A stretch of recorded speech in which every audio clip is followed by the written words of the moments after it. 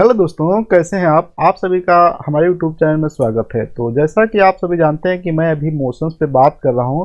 तो मोशंस को मैंने दो पार्ट में जो है डिस्कस करने का आपको बताया था कि मैं दो पार्ट में डिस्कस करूंगा।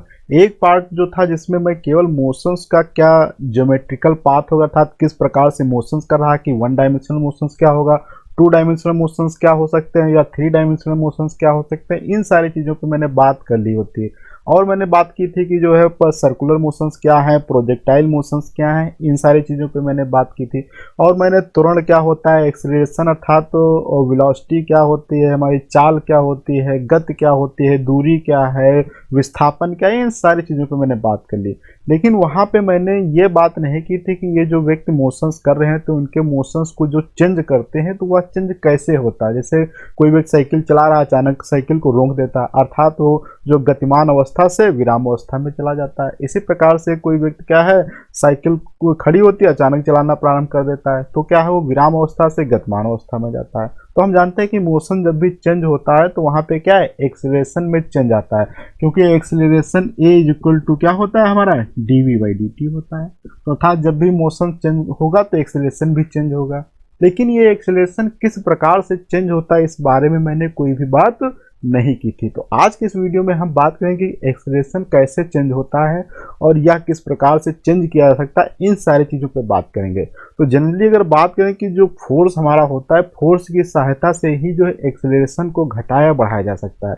जैसे कि अगर हम साइकिल को तेज चलाना चाहते हैं तो हम ज़्यादा बल लगाते हैं, अगर साइकिल को धीमा करना चाहते हैं तो ब्रेक पे क्या है, ब्रेक लगाते हैं, अर्थात तो बल लगाते हैं ब्रेक से, तो क्या है साइकिल हमारी रुक जाती है। तो इस प्रकार से बल एक जो हमारा एक जो राशि होती है, उस राशि के आधार पे हम जो है गति को घटा या बढ़ा सकते हैं। तो आज हम बात करेंगे कि बल जो है और त्वरण के बीच में क्या रिलेशंस होता है, इस पे बात करते हैं। उससे पहले मैं कुछ और बातें करता हूं, जैसे कि यहाँ पे एक एग्जांपल मैं ले लेता हूं।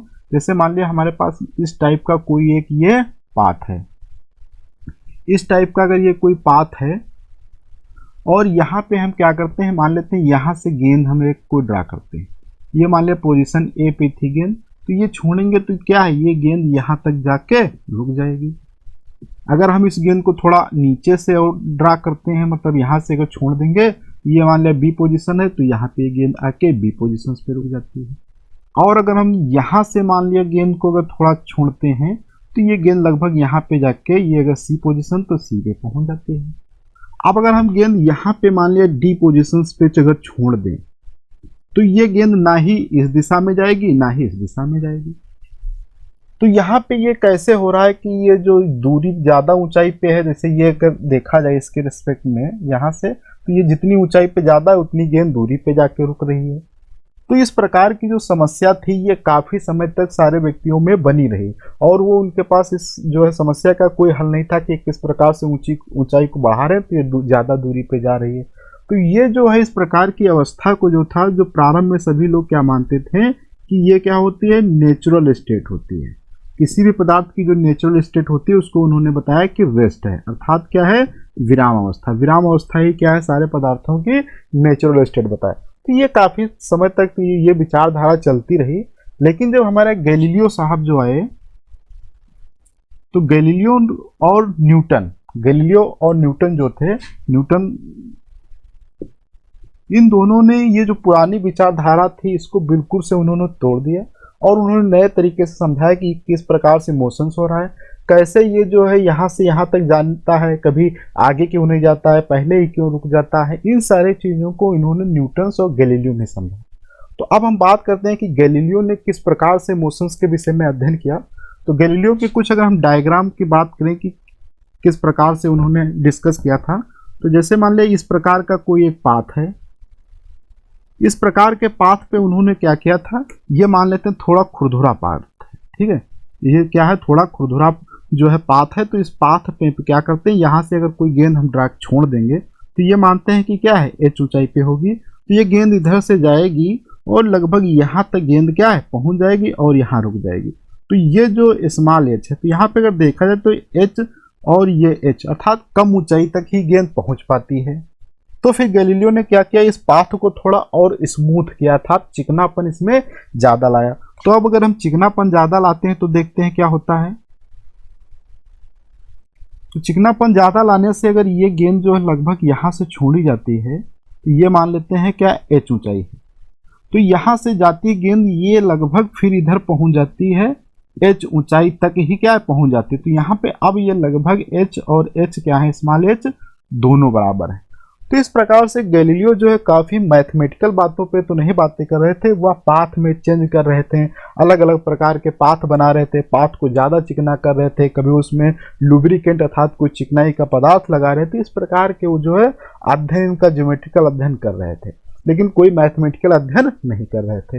इन्हीं मोशंस का जो ये अध्ययन कर रहे थे, इन्हीं को ध्यान में रखते हुए न्यूटन्स ने क्या किया, कुछ मैथमेटिकल एक्सप्रेशन बनाए।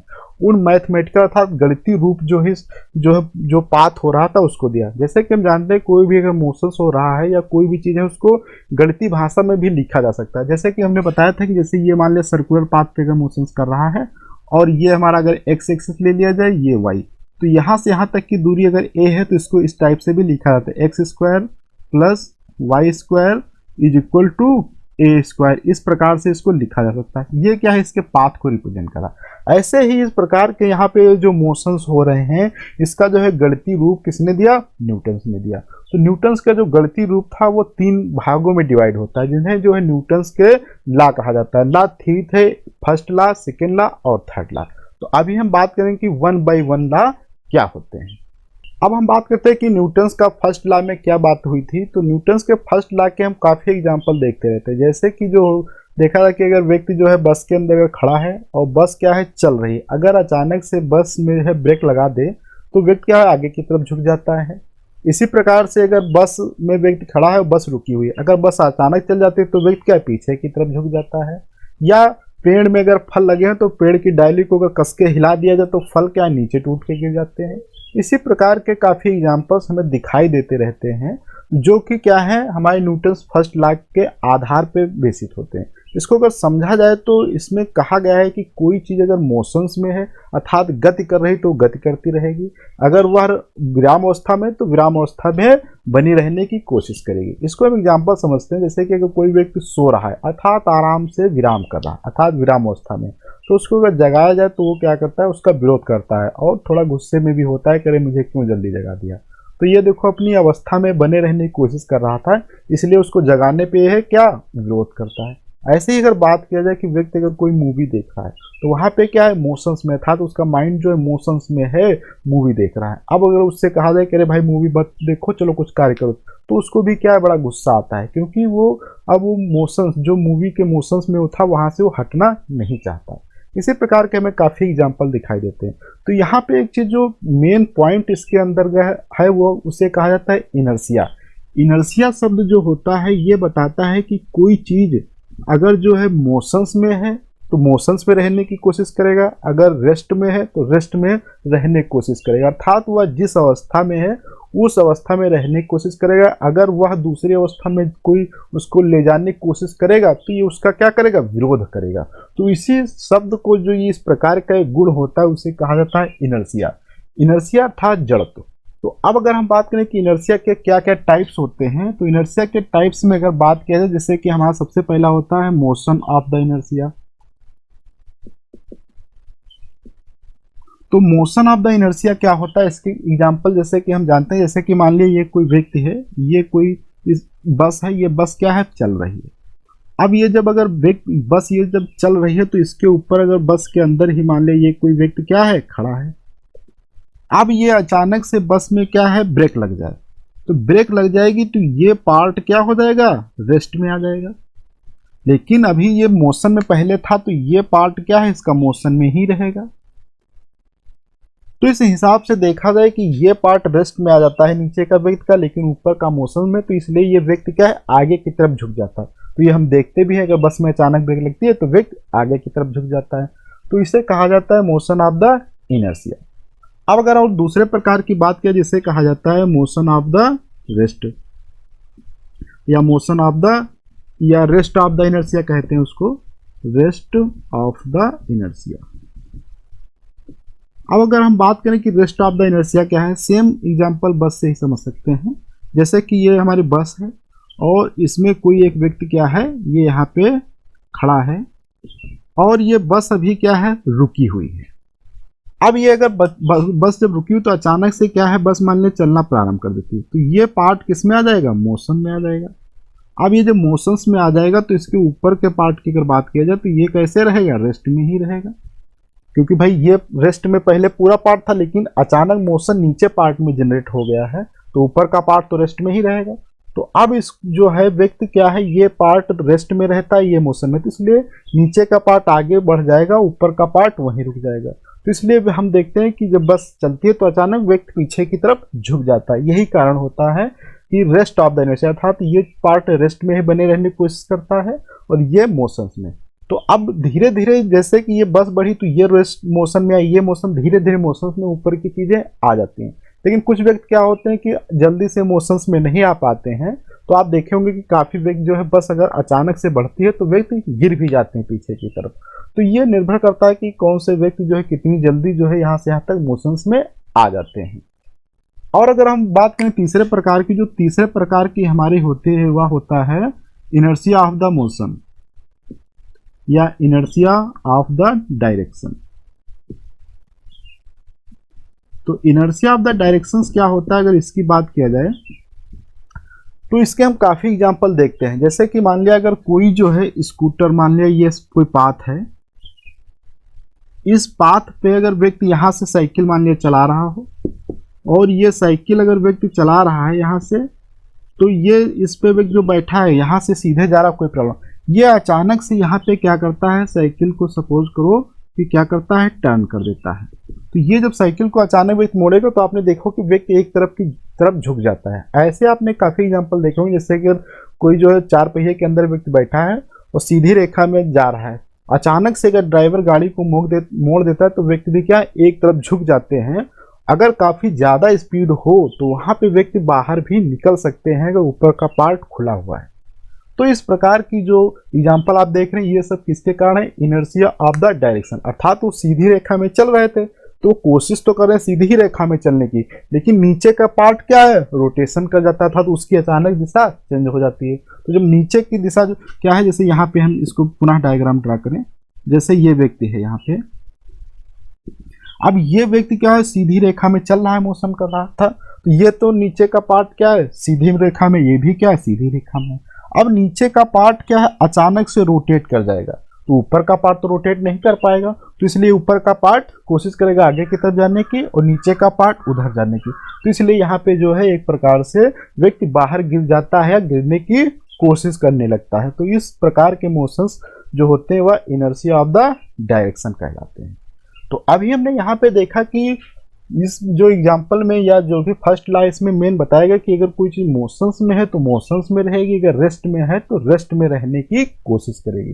तो यहाँ पे देखा जाए तो एक्सेलरेशन जो होता है वह हमेशा क्या होता है, जीरो रहता है, क्योंकि एक्सेलरेशन जीरो होने का मतलब होता है कि या तो यूनिफॉर्म मोशन कर रहा होगा या यूनिफॉर्म रेस्ट में बैठा हुआ होगा, तो वहाँ पे एक्सेलरेशन क्या होता है, जीरो होता है। इसको हम समझते हैं कि एक्सेलरेशन जीरो कैसे होता है, क्योंकि एक्सेलरेशन बराबर क्या होता है, dv बाई dt होता है। तो dv बाई dt का मतलब, dv का मतलब क्या होता है कि v2 माइनस v1, अर्थात ये क्या है, यहाँ पे फाइनल है ये, और ये पार्ट क्या है, इनिशियल है। अब इनिशियल फाइनल, तो वो जब यूनिफॉर्म अर्थात रेस्ट में है तो रेस्ट में ही रहेगा। तो यहाँ पे अगर बात करें कि रेस्ट में है तो जैसे अगर v2 बराबर जीरो होगा, v1 बराबर जीरो होगा, तो ये भी पार्ट क्या आ जाएगा, जीरो आ जाएगा। इसी प्रकार से अगर मोशन में है तो जितनी मोशन में होगा तो इसका v2 भी v होगा और v1 भी v होगा, क्योंकि ये यूनिफॉर्म मोशंस कर रहा होगा, तो भी क्या होगा, ये पार्ट जीरो आएगा। तो इन दोनों कंडीशंस में ये क्या है, जीरो ही आएगा। तो इसलिए हमेशा एक्सेलरेशन क्या होगा, यहाँ पे जीरो रहता है in the first law of the motion. जैसा कि अभी हमने देखा कि जो है फर्स्ट लॉ में क्या है कि कोई चीज अगर रेस्ट में है तो रेस्ट में रहने की कोशिश करती है, या मोशन में है तो मोशन में रहने की कोशिश करती है। तो हम क्या है, रेस्ट की चीजों को मोशन में भी ला सकते हैं या मोशन की चीजों को रेस्ट में भी ला सकते हैं। तो अर्थात वहाँ पे एक्सेलरेशन में क्या होता है, चेंज होता है। लेकिन यहाँ पे मैंने कोई भी बात नहीं की फर्स्ट लॉ में कि एक्सेलरेशन को कैसे चेंज किया था, तो उसमें फोर्स, क्योंकि हम जो भी चीज़ें अगर रुकी हुई हैं तो उनको अगर मोशन में लाएंगे तो हमें फोर्स लगाना पड़ेगा, या मान लिया मोशन कर रही हैं तो उनको अगर रेस्ट में लाना है तो भी हमें क्या है, फोर्स लगाना पड़ेगा। तो वहाँ पे फोर्स और एक्सेलरेशन के बीच में कोई भी रिलेशंस नहीं था फर्स्ट लॉ में। तो इस सेकेंड लॉ में हम बात करेंगे फोर्स और एक्सेलरेशन के बीच में क्या रिलेशंस होता है और यह रिलेशंस कैसे डेवलप होता है उसके विषय में बात करते हैं।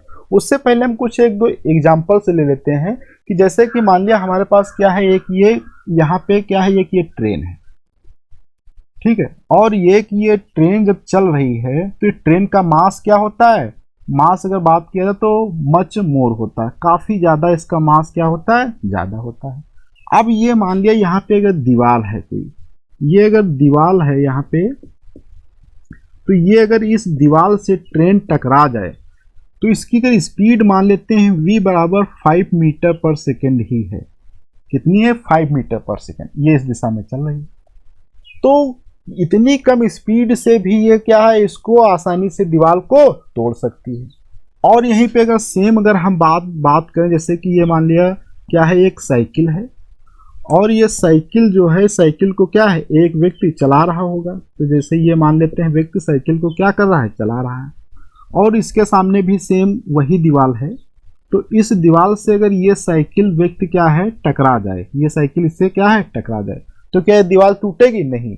यहाँ पे बात करें तो साइकिल की स्पीड हम मान लेते हैं कि 50 मीटर पर सेकेंड कर देते हैं, मतलब इससे काफी ज्यादा स्पीड भी कर दें तब भी ये दीवार से टकराने पे दीवार में कोई भी नुकसान नहीं पहुंचेगा, इस व्यक्ति को ही नुकसान पहुंचेगा। तो यहाँ पे हम देख रहे हैं कि मास पे भी डिपेंडेंसी है कि मास ज्यादा है या मास कम है, तो भी जो है उसका एक नेचर अलग टाइप का हो जा रहा है। अब यहाँ पे हम एक और एग्जांपल लेते हैं, जैसे सेम यही दीवार लेते हैं और इस दीवार के सामने से क्या करते हैं, हम एक फायर करते हैं। फायर करने का मतलब है कि ये मान लिया यहाँ पे हमारे पास कोई राइफल है और यहाँ राइफल से क्या करते हैं, हम एक कारतूस को फायर करते हैं।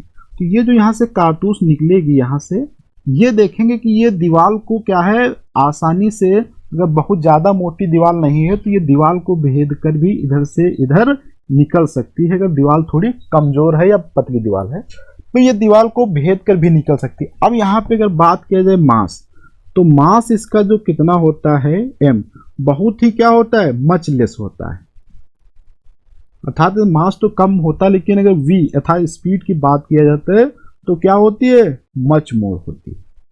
तो देखा है कि यहाँ पे स्पीड पे भी निर्भर करता है कि मास कैसा है, वो भी चीजें डिपेंड कर रही हैं, अगर उसकी स्पीड कैसी है वो भी डिपेंड कर रही है।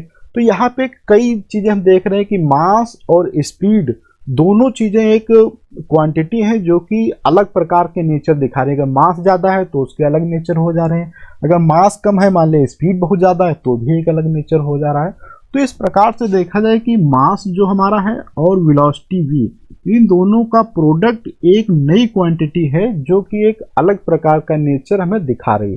तो इस क्वांटिटी को जो p है, इस p का नाम रखा गया मोमेंटम, और इसका जो नाम रखने वाले थे वह थे हमारे सर आइजैक न्यूटन। न्यूटन ने बताया कि ये मास और वेलोसिटी का प्रोडक्ट ही क्या कहलाता है, हमारा मोमेंटम कहलाता है। तो इस प्रकार से हम देख रहे हैं कि मोमेंटम के चेंज करने से भी हम क्या कर सकते हैं, इसके एक्सेलरेशन में चेंज आ सकता है। जैसे कि हम यहाँ पे समझ लें, नंबर 1 अगर बात करें m क्या है, मास है, और ये क्या है, कांस्टेंट है। कांस्टेंट मतलब स्थिर है। तो यहाँ पे हमें क्या प्राप्त होगा, p बराबर v आ जाएगा, या इसको हम प्रोपोर्शनलिटी साइन के साथ में लिख सकते हैं। तो यहाँ पे देखा जाए कि अगर जो है p को अगर हम चेंज करेंगे तो v भी हमारा क्या होगा, चेंज हो जाएगा, या p को अगर हम घटा देंगे तो v भी क्या हमारा घट जाएगा। तो इस प्रकार से हम देख रहे हैं कि जब v चेंज होता है तो हमारा a भी क्या होता है, चेंज होता है, अर्थात a भी क्या है, हमारा बढ़ जाएगा, और यहाँ पर a भी क्या है, घट जाएगा। तो इस प्रकार से जो हम P, अर्थात P एक तरीके से देखा जाए तो फोर्स के तरीके से यहाँ पे कार्य करा। जैसे कि फोर्स से भी हम जो है एक्सेलरेशन और वेलोसिटी को चेंज कर सकते थे, वैसे ही जो है यहाँ पे मोमेंटम से भी जो है हम क्या करते हैं, एक्सेलरेशन और वेलोसिटी को चेंज कर सकते हैं। और दूसरा यहाँ पे एक केस या ये हो सकती है कि मान लिया हमने क्या किया, उसका मास तो सेम है, आपकी क्या करते हैं, वेलोसिटी को कांस्टेंट कर देते हैं इसकी, तो वेलोसिटी कांस्टेंट हो जाएगी, तो p बराबर यहाँ से प्रोपोर्शनल क्या हो जाएगा, m। तो यहाँ से हम देख सकते हैं कि जब p ज़्यादा होगा तो मास भी उसका वहाँ पे क्या होगा, ज़्यादा हो जाएगा, और यह p कम है तो मास भी यहाँ पे क्या है, कम होगा। तो इस प्रकार से एक्सेलरेशन जो है मास पर भी यहाँ पे हम देख सकते हैं कि डिपेंड करता है।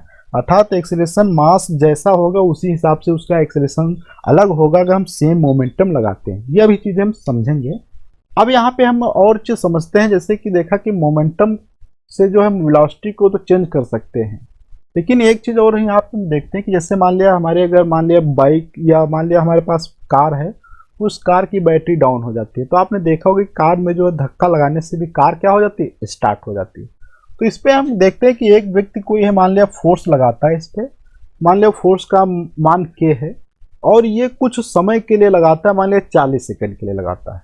तो ये जब 40 सेकंड के लिए लगाता है तो ये मान लिया यहाँ पे थी कार, ये पॉइंट ए है, ये पॉइंट ए से मान लिया पॉइंट बी तक ही पहुंच पाती है, मतलब 40 सेकंड के लिए लगाता है। तो कार क्या है, स्टार्ट नहीं हो पाती है, क्योंकि यहाँ पे जो आप कम समय के लिए लगाएगा तो यहाँ पे आपने देखा होगा कि एक्सेलरेशन जो इसका होगा मान लिया a1 है वह क्रिएट हो जाता है इस कार में। अब क्या है, पुनः व्यक्ति इसी कार में फिर से बल लगाता है, के ही बल लगता है लेकिन 120 सेकंड के लिए लगाता है, मतलब थोड़ा समय बढ़ा देता है। तो हम देखते हैं कि ये कार लगभग यहाँ बी से सी पोजीशन तक पहुंच जाती है और एक्सेलरेशन यहाँ पे क्या है, ए क्रिएट हो जाता है और अब ये कार स्टार्ट हो जाती है। तो इसको आपने देखा भी होगा, कार में धक्का लगाते हैं कि थोड़ा बिल्कुल धक्का लगाएं तो आसानी से वो स्टार्ट नहीं होता, अगर थोड़ी देर के लिए धक्का लगाएं तो क्या होती है, वो स्टार्ट हो जाती है। लेकिन वहां पे अगर बात किया कि बल की, तो बल तो सेम ही रहता है, चाहे आप थोड़ी देर के लिए धक्का लगाएं या थोड़ा देर के लिए, लेकिन वहां पे डिफरेंस किस चीज का है, टाइम का। तो इस प्रकार से टाइम भी मैटर करता है कि फोर्स में कि कितने समय के लिए आप फोर्स लगाएंगे, उसी हिसाब से एक्सेलरेशन हमारा क्या होता है, क्रिएट होता है, अर्थात तो उत्पन्न होता है। तो इसलिए एक्सेलरेशन की अगर बात किया तो एक्सेलरेशन जो हमारा टाइम पर भी डिपेंड करता है कि कितने टाइम के लिए आप जो है फोर्स लगा रहे हैं। तो इस प्रकार से अगर बात किया जाए कि एक्सेलरेशन जो चेंज हो रहा है, अर्थात मोमेंटम क्या हो रहा है, चेंज हो रहा है, किसके साथ में, टाइम में। तो इस प्रकार से हम लिख सकते हैं कि जो मोमेंटम अर्थात dp वो बटे dt, टाइम के साथ में अगर मोमेंटम चेंज हो रहा है तो फिर वहां पे क्या है, एक्सेलरेशन हो रहा है। अर्थात तो मोमेंटम चेंज हो रहा है, तो मोमेंटम चेंज होने का मतलब क्या, एक्सेलरेशन चेंज हो रहा है। तो एक्सेलरेशन चेंज होने का मतलब क्या होता है, फोर्स ही तो है, फोर्स लगा रहे हैं। तो इसलिए momentum change with respect to time ही हमारा क्या कहलाता है, फोर्स कहलाता है। और अगर बात किया जाए फोर्स, तो मोमेंटम क्या होता है, हमारी जो है एक वेक्टर क्वांटिटी होती है, अर्थात इसके बाद मैग्नीट्यूड और डायरेक्शन दोनों होती है। तो इसलिए फोर्स भी हमारा क्या होगा, वेक्टर क्वांटिटी होगा और इसके पास भी जो है डायरेक्शन और मैग्नीट्यूड दोनों होंगे। अब यहीं से हम थोड़े अगर रिजल्ट की बात कर लें कि अगर P के स्थान पे हम ये क्वांटिटी रख देते हैं तो हमें क्या प्राप्त होता है, d of dt into m v प्राप्त होता है। यहाँ से हम क्या करते हैं, फर्स्ट m को पहले रख लेते हैं, तो क्या हो जाएगा, dv बाई dt हो जाएगा, प्लस आप क्या करते हैं, v को बाहर लगा देते हैं तो dm बाई dt हो जाता है। ये f के बराबर हमारा निकल के आ जाता है। ये हमारा जो ओरिजिनल देखा जाए कि यही हमारा जो है second law of Newton's law of motion है। अब यहाँ पे अगर हम केस की बात कर लें कि केस क्या होती है, कि अधिकतर आपने देखा होगा कि m क्या होता है, हमारा कांस्टेंट ही रहता है, क्योंकि जब भी हम मोशंस करते हैं तो वहाँ पे मास जनरली चेंज नहीं होता। जैसे कि अगर हम मान लिया कार चला रहे हैं तो क्या मास हमारे कार का चेंज होता है, नहीं, बहुत कम चेंज होता है। जैसे पेट्रोल खत्म हो रहा है लेकिन वो हम नहीं मानते हैं, तो जनरली मास क्या है, हमारा सेम रहता है। तो इस केस में अगर m सेम है तो ये पार्ट क्या हो जाएगा, या dm बाई dt की बात किया तो क्या हो जाएगा, 0 हो जाएगा। तो इसलिए हमारा f बराबर निकल के आ जाता है m dv बाई dt निकल के आ जाता है।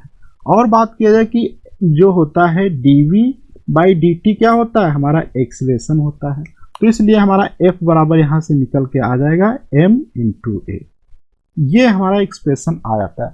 तो ये जो है न्यूटन सेकेंड लॉ है और अधिकतर जो क्वेश्चन हम इसी लॉ पे आधारित करेंगे। तो यहाँ पे F क्या है, फोर्स है, और A क्या है, एक्सेलरेशन। तो आप देख सकते हैं कि फोर्स, मास और एक्सेलरेशन के बीच में यहाँ पे रिलेशन आ गया।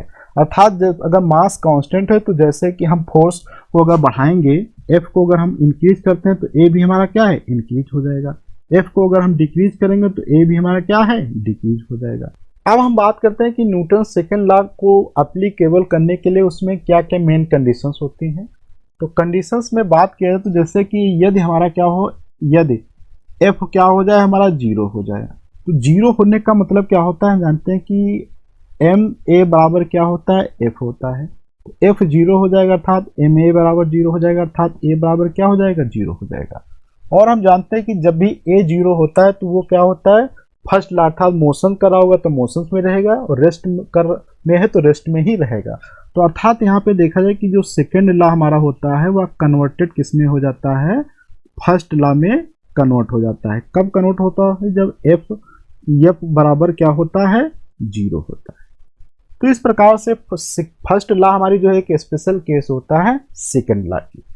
अब यहाँ पे हम एक और पॉइंट की बात करते हैं कि जो रेट ऑफ चेंज, जैसे कि हमने भी बात किया था dp/dt, ये क्या होता है, हमारा फोर्स देता है।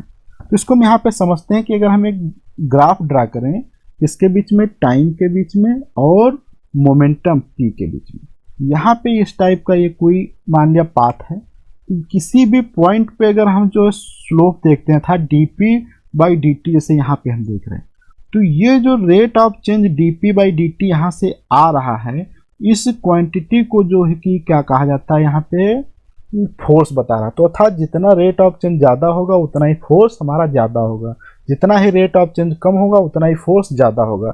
जैसे यहाँ पे अगर हम सेम रेट ऑफ चेंज निकालें इस पॉइंट पे, तो इस पॉइंट पे आप रेट ऑफ चेंज आपको ज़्यादा दिखाई दे रहा, तो इसलिए यहाँ पे फोर्स ज़्यादा होगा, और आप आसानी से समझ सकते हैं। जैसे कि मान लिया हमने यहाँ पे कोई गेंद रखी है, सिंपल गेंद अगर रख दिया, तो ये गेंद इधर आएगी, ठीक है, और अगर हमने इस पॉइंट पे भी क्या है गेंद रख दी, तो आप बताओ कि ये गेंद जल्दी जोर से नीचे आएगी कि ये जोर से। तो आपको दिख रहा है कि ये जो पॉइंट ए पे है और ये जो पॉइंट बी पे है, तो पॉइंट ए पे ये ज़्यादा जोर से नीचे आएगी, ये कम है, क्योंकि यहाँ पे स्लोप क्या है, ज़्यादा है, यहाँ पे स्लोप कम है। अगर ये हम बात करें θ1 है और ये क्या है θ2 है, तो यहाँ से हम देख रहे हैं कि θ1 क्या होगा, हमारा कम होगा और θ2 ज़्यादा होगा। तो अर्थात ये यहाँ पे रेट ऑफ चेंज की अगर बात की जाए dp/dt, ये किस पॉइंट पे, ए पे, ये dp/dt का इस पे है, और ये ग्रेटर है किस पे, dp/dt एट पॉइंट p पे अर्थात b पे। तो यहाँ पे रेट ऑफ चेंज ज़्यादा है, तो इसलिए फोर्स की बात किया जाए तो एफ ए पे फोर्स कम होगा हमारा और एफ बी पे फोर्स ज़्यादा होगा। तो जहाँ पे ज़्यादा फोर्स होगा वहाँ पे बात किया तो एक्सेलरेशन भी क्या होगा, हमारा ज़्यादा होगा, और एफ बी पे क्या एक्सेलरेशन ज़्यादा होगा और एफ ए पे कम होगा। तो जहाँ पे ज़्यादा एक्सेलरेशन होगा वहाँ पे जल्दी से या जल्दी नीचे आएगी। तो अर्थात रेट ऑफ चेंज से भी हम बता सकते हैं कि फोर्स कहाँ पे ज़्यादा है और कहाँ पे कम है। अब अगर हम इसमें और एक पॉइंट की बात करते हैं जो कि काफ़ी इम्पोर्टेंट है, कि ये जो होता है स्ट्रिक्टली जो है फॉलो होता है कहाँ पे, फॉर पॉइंट मास के लिए। ये मतलब जो हमारा सेकेंड लॉ है ये केवल पॉइंट मास के लिए ही अप्लीकेबल है। तो आप पहले समझते हैं पॉइंट मास क्या है। जैसे कि मान ली यहाँ पे ये क्या है, कोई बॉक्स है हमारा, ये किस प्रकार का बॉक्स है, क्यूबिकल बॉक्स है, और इस क्यूबिकल बॉक्स में जो है इसकी डायमेंशंस मतलब लेंथ जो है, प्रत्येक लेंथ को मैंने क्या किया है 10 सेंटीमीटर ले लिया है। अब यहाँ पे कोई एक दूसरा ऑब्जेक्ट है, ऑब्जर्वर है, जो यहाँ पे है, ये ऑब्जर्वर क्या है, इसको देख रहा है। तो यहाँ से अगर यहाँ तक की हम दूरी मानते हैं कि कितनी दी गई है, 1 किलोमीटर दी गई है। अब बताओ कि 10 सेंटीमीटर और 1 किलोमीटर में अगर बात किया जाए, 1 किलोमीटर ये क्या होगा, बहुत ज़्यादा होगा, किससे, 10 सेंटीमीटर से। तो इस केस में ये जो ऑब्जेक्ट हमारा कैसा कहलाएगा, पॉइंट मास कहलाएगा। और यहीं पे अगर हम पास में ही एक व्यक्ति मान लें, यहाँ पे है कोई पास में इसके व्यक्ति, ये पास में अगर व्यक्ति है तो ये जो है इससे डिस्टेंस की अब बात की जाए तो मान लिया कितनी है, यहाँ से यहाँ तक डिस्टेंस मान लिया 15 सेंटीमीटर है। तो यहाँ पे ये डिस्टेंस बहुत कम है, तो इस केस में जो है कि 10 सेंटीमीटर लगभग जो क्या है 15 सेंटीमीटर के आसपास है, तो इसलिए यहाँ पे ये क्या कहलाएगी, हमारी बॉडी कहलाएगी। तो इसलिए कोई भी चीज़ कब बॉडी होगी कब पॉइंट मास होगी, ये निर्भर करता है कि range of the motion. Range of the motion मतलब कितनी दूरी से कोई उसको ऑब्जर्व कर रहा है। तो अगर बिल्कुल पास से होगा तो वही बॉडी कहलाएगी, वही काफ़ी दूर से होगा तो हमारा पॉइंट मास कहलाएगा। अब हम बात करते हैं कि Newton's third law of motion क्या है। तो जैसा कि आपने सुना होगा कि गांधी जी ने कहा था कि यदि आपके कोई एक थप्पड़ मारे तो आप उसके सामने दूसरा भी गाल कर दीजिए। ऐसा क्यों उन्होंने कहा था, क्योंकि उन्होंने इसलिए सोच के कहा था क्योंकि अगर कोई आपको थप्पड़ मारता है तो आपका जो थप्पड़ ये है, ये जितना इस पर फोर्स लगाता है उतना ही ये आपको जो किक है ये भी उस पर गाल जो है उसके हाथ पे क्या है, फोर्स लगाता है। तो इस हिसाब से अगर वो मारेगा तो उसको भी कुछ चोट पहुंचेगी। तो आप इसका एग्जाम्पल भी करके देख सकते हैं प्रैक्टिकल, किसी के थप्पड़ मार के नहीं, आप आसानी से आप अपना हाथ दीवार पे मार के देख लेना। तो आप दीवार पे जब हाथ पटकेंगे तो आपको भी थोड़ी सी चोट महसूस होगी। तो जितनी ज़्यादा से हाथ पटकेंगे उतनी ज़्यादा चोट महसूस होगी। तो यहाँ पे क्या हो रहा है, क्योंकि आपने तो दीवार को अगर मारा है हाथ, तो फिर आपको चोट क्यों पहुंच रही, क्योंकि दीवार ने भी आपको जो है मारा है, मतलब फोर्स दीवार ने भी आपके ऊपर लगाया है। तो अर्थात इसका मतलब होता है कि जब भी आप अगर कोई एक्शन कर रहे होंगे, तो जब भी आप मतलब किसी पे फोर्स लगा रहे होंगे तो वो चीज़ क्या है, एक्शन कहलाती है। तो उसी समय जो है उधर से भी आपको एक रिएक्शन मिलती है, अर्थात वो ऑब्जेक्ट भी आपके ऊपर क्या करता है, फोर्स लगाता है। तो इसका मतलब है कि एक्शन और रिएक्शन जो होते हैं दोनों एक साथ में आते हैं, अर्थात फोर्स अगर देखा जाए तो हमेशा ग्रुप में रहते हैं, अर्थात एक अगर लगाओगे तो एक दूसरा उधर से भी आएगा। तो अकेला फोर्स जनरली नहीं में दिखाई देता है, हमेशा दो फोर्स साथ में ही दिखाई देते हैं। तो अब हम बात करते हैं कि इसका कुछ डायग्राम से कि कैसे समझा जाए कि एक्शन और रिएक्शन क्या है। तो इसको हम यहाँ पे समझते हैं। जैसे कि मान लिया ये हमारे पास क्या है, कोई एक ब्लॉक है, इस ब्लॉक के ऊपर क्या है, हमने एक दूसरा ब्लॉक रख दिया है। अब इस ब्लॉक पे अगर ऊपर से कोई फोर्स लगाए, मतलब दाबा, ये फोर्स दाबा जा रहा है नीचे से, तो यहाँ पे ये फोर्स क्या हमारा एफ क्या कहलाता है, एक्शन कहलाता है। ये तो अर्थ पे रखा है, ठीक है, ये जो अर्थ है इसके ऊपर ये बॉक्स रखा है। तो यहाँ पे ये क्या हो रहा है, एक्शन, अर्थात हम नीचे की तरफ फोर्स लगा रहे हैं। तो सेम उसी टाइम पे यहाँ से एक फोर्स ऊपर की तरफ भी लगेगा जिसे कहा जाता है रिएक्शन फोर्स। तो ये एक्शन रिएक्शन हमेशा उसी समय क्रिएट होते हैं जिस समय एक्शन होता है, उसी समय रिएक्शन भी होती है। तो यहाँ पे अगर हम समझते हैं कि एक्शन और रिएक्शन के अगर मैग्नीट्यूड, ये दोनों ही क्या होते हैं, फोर्स होते हैं। ये भी फोर्स होता है, ये भी फोर्स है। और इन फोर्सों के जो मैग्नीट्यूड होते हैं वो क्या होते हैं, हमेशा सेम रहते हैं। और ये जो दोनों फोर्स हैं दोनों अलग अलग बॉडी पे कार्य करते हैं, कभी एक बॉडी पे नहीं कार्य करते। जैसे कि ये कोई व्यक्ति जब फोर्स लगा रहा होगा इस पे, तो उस व्यक्ति के कारण इस पे फोर्स लग रहा है, तो इस बॉडी के कारण उस व्यक्ति के ऊपर फोर्स लग रहा होगा। इसको अगर हम और एक एग्जांपल से समझें, जैसे कि मान लिया ये हमारे यहाँ पे क्या है, कोई एक दीवार है, और इस दीवार पे क्या करते हैं कि यहाँ पे कोई व्यक्ति है। ये सपोज कर लिया कि हमने क्या है, एक व्यक्ति है, और ये व्यक्ति क्या करता है, अपने हाथों से इसके ऊपर फोर्स लगा रहा। अब ये फोर्स लगा रहा, तो ये व्यक्ति को हमने नाम दिया है 1 और दीवार का नाम दिया है 2।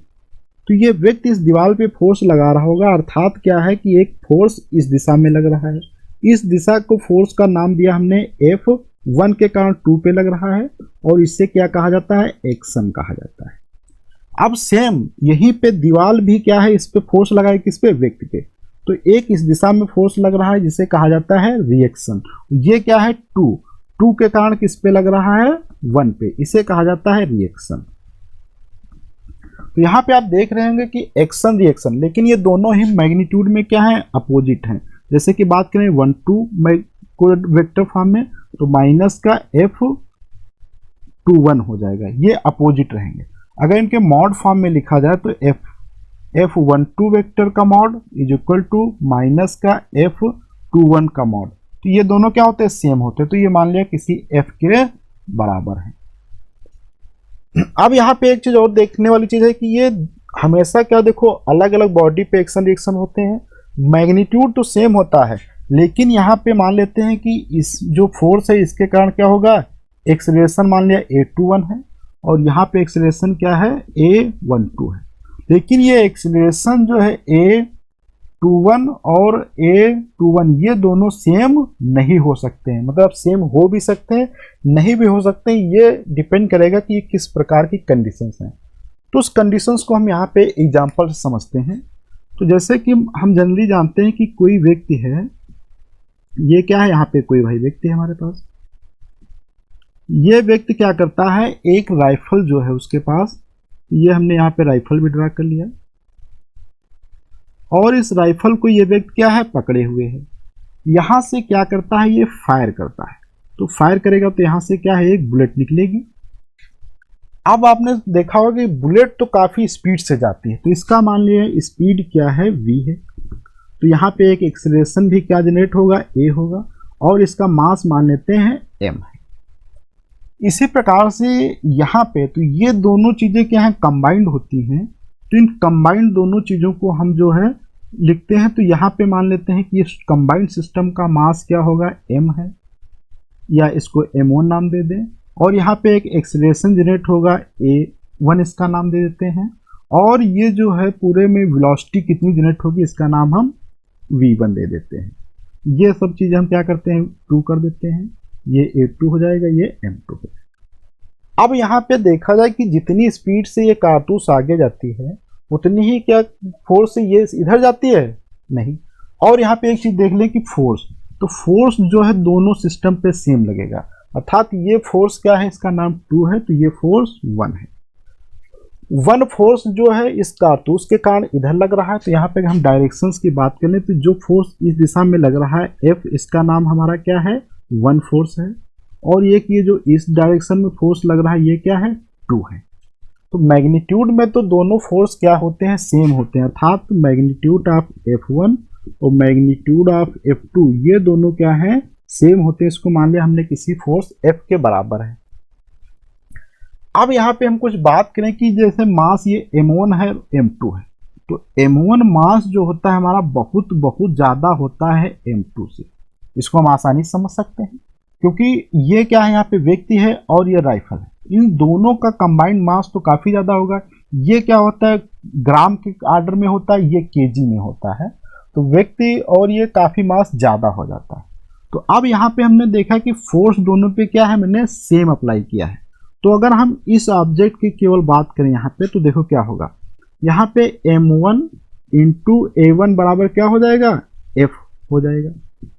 तो यहाँ से अगर हम a1 निकाल लें तो क्या हो जाएगा, a1 बराबर f बटे m1 हो जाएगा। इसी प्रकार से हम अगर इस कारतूस की बात करें तो यहाँ पे देखो क्या हो जाएगा, सेम बात करें तो m2 a2 बराबर f हो जाएगा। तो a2 बराबर कितना हो जाएगा, f बटे m2 हो जाएगा। अब यहाँ पे आपको दिख रहा होगा कि m1 क्या है, बहुत ज़्यादा होता है m2 से। तो ये जब बहुत ज़्यादा होगा तो ये क्वांटिटी देखो यहाँ पे m1 क्या है, बहुत ज़्यादा है, तो a1 हमारा क्या है, बहुत कम हो जाएगा। ऐसे ही यहाँ पे m2 की बात किया जाए तो बहुत क्या होता है, कम होता है, तो यहाँ पे a1 क्या हो जाएगा, बहुत ज़्यादा हो जाएगा।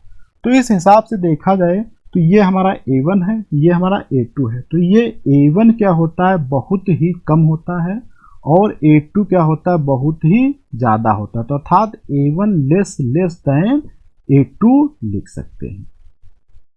तो इस हिसाब से आपको समझ में आ रहा होगा कि कितनी आसानी से जो है हम यहाँ पे देख सकते हैं कि ये जो सिस्टम है इस पे बहुत कम फोर्स से ये पीछे की तरफ जाता है, अर्थात एक्सीलरेशन से, और ये बहुत ज़्यादा एक्सीलरेशन से आगे जाता है।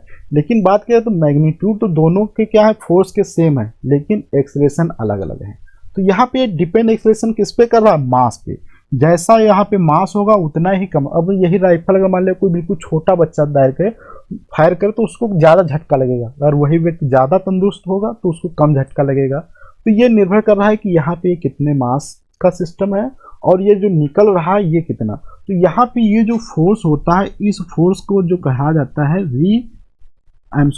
ये जो फोर्स होता है, ये जो इधर की तरफ जाता है इसे कहा जाता है रिकॉइल फोर्स भी कहा जाता है, और ये फोर्स जो है आगे की तरफ जा रहा है। तो इस प्रकार से हमने देखा कि जो है मोशंस जो होते हैं क्या होते हैं, और मोशंस के लॉ क्या है, जैसे न्यूटन्स ने थर्ड लॉ दिया, उनके क्या कंडीशंस हैं, उनके क्या मैथमेटिकल एक्सप्रेशन, आज सारी चीज़ों पे बात किया है। तो आज के वीडियो में इतना रखते हैं, अगले वीडियो में लेंगे कुछ वहाँ पे और बात करेंगे कि फोर्स क्या है, फोर्स के क्या क्या टाइप्स होते हैं। तो जब तक के लिए धन्यवाद। यदि अभी तक आपने हमारे वीडियो को लाइक नहीं किया है तो लाइक कर लीजिए, तथा सब्सक्राइब भी करना ना भूलें और अपने दोस्तों को शेयर कर दीजिए। धन्यवाद।